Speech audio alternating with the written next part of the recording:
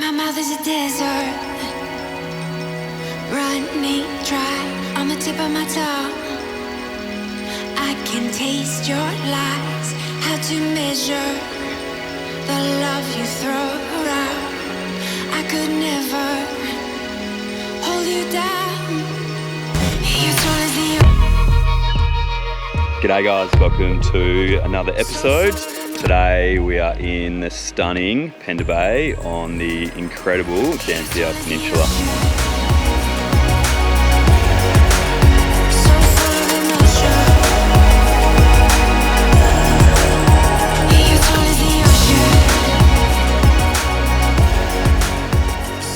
Just before we get going on this video, dry bags are now available on the website, and the website is live, www.dawnadventures.com, to grab one. Safe from the top as well. There's no drones allowed to be flown in Penda Bay, so anything that I use in this episode I've just got generally in the Dampier Peninsula area.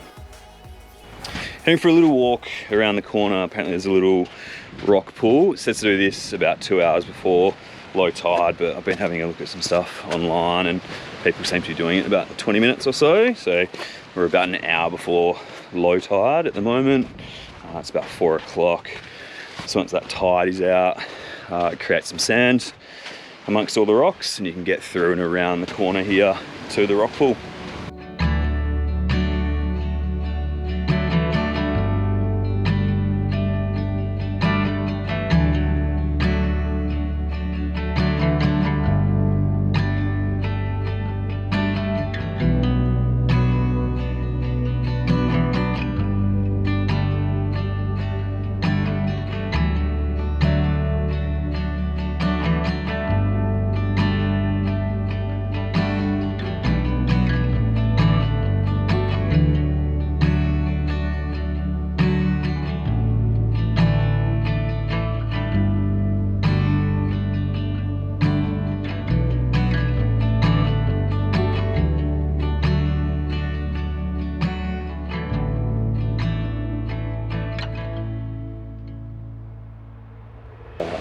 Came up the higher line there.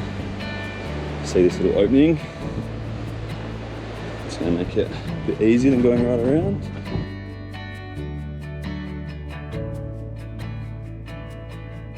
Far out, those cliffs are so impressive, that red colour, to be walking along beside them, and people are camped up along some of those as well. It's really incredible.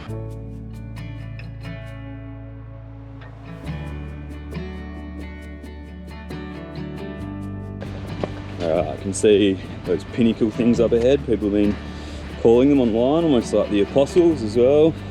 Apparently that is where it is, so it doesn't look like it's too far away. A little bit more rock climbing to do, or rock clambering, and we'll be there.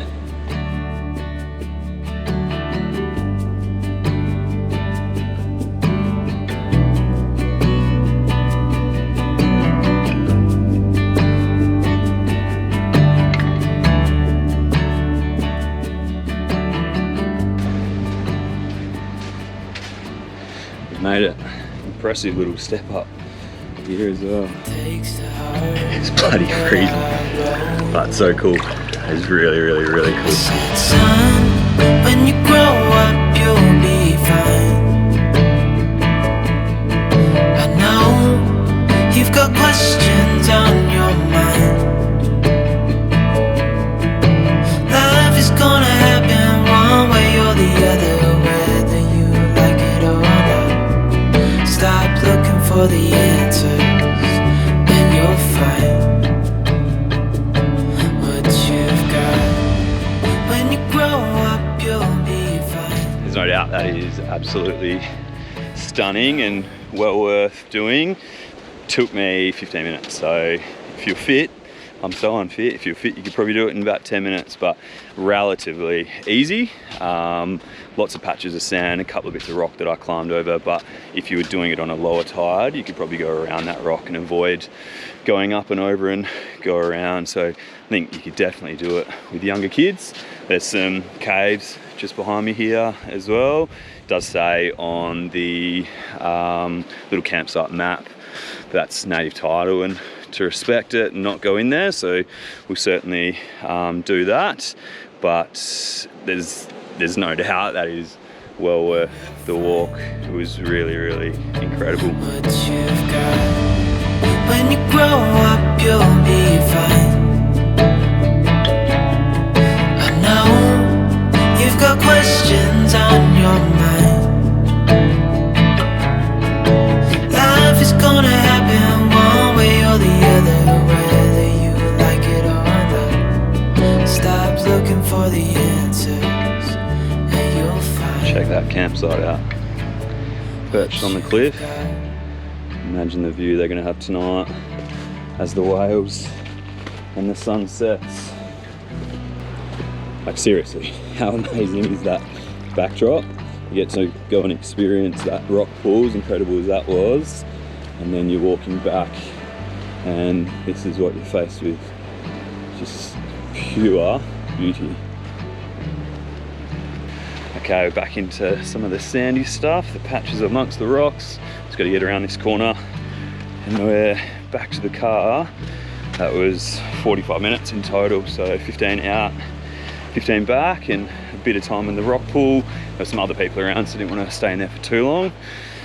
They wanted to have their turn as well, and a bit of a look around, so very, very manageable in 45 minutes. Obviously you can't choose when low tide is, but this has been the perfect time for it. At 4 o'clock mark, getting towards 5 now, where it's cooled off a little bit. Certainly not gonna be hard work doing it at midday. I'm already ready for another swim when I get back here. So to be able to do it in a late arvo or early morning is pretty good. It's still hot, even though it's middle of the year, it's still hot at the moment.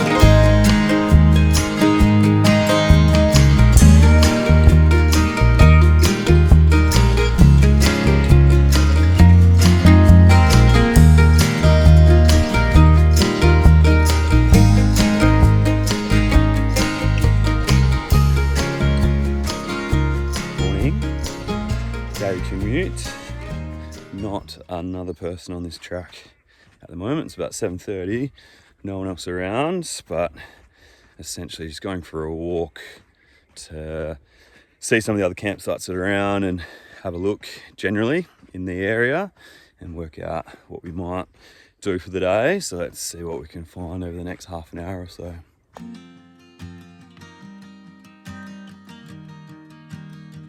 Campsites here are so well set up. There's a lot of the spots have just one, caravan in on that site. There's a few where there's a clearing and they might have 2 or 3 in that one spot, but overall you're getting a really nice piece of land.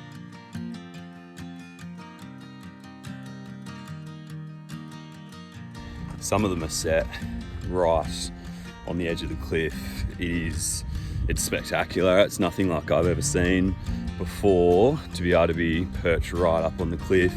Just where I was looking then, you could hear the whales first, but you could see the spray coming up out of the water. So to be able to sit back and enjoy that would just be unreal. Those sites are the ones with the bathtubs. Famously see them all over Instagram. There's water set up for them. You've got the bathtub and you can sit out and overlook the ocean.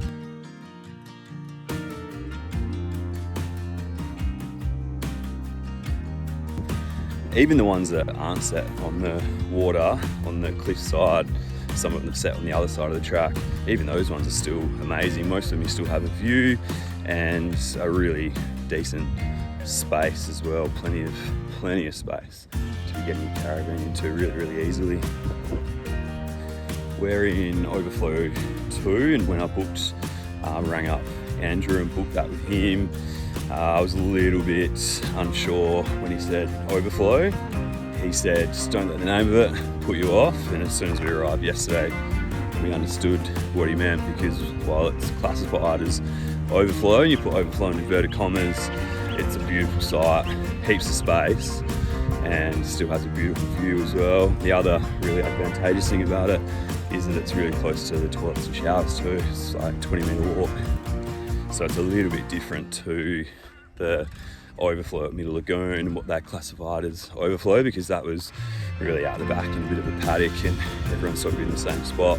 In this one, it really is just another site. So if you are ever stuck on a site and you can't get something on the clear, certainly don't think that the overflow ones aren't still going to be spectacular. The spot that we've got is fantastic and we're stoked with it. If you are after one of those sites on the cliffs, you really do need to book months in advance. I know some friends of ours, they booked in September last year, so 9 months before they wanted to be there to make sure that they were getting the site they wanted. We booked a week or two ago and just sort of took whatever we could get. But as I said, really happy with what we've got.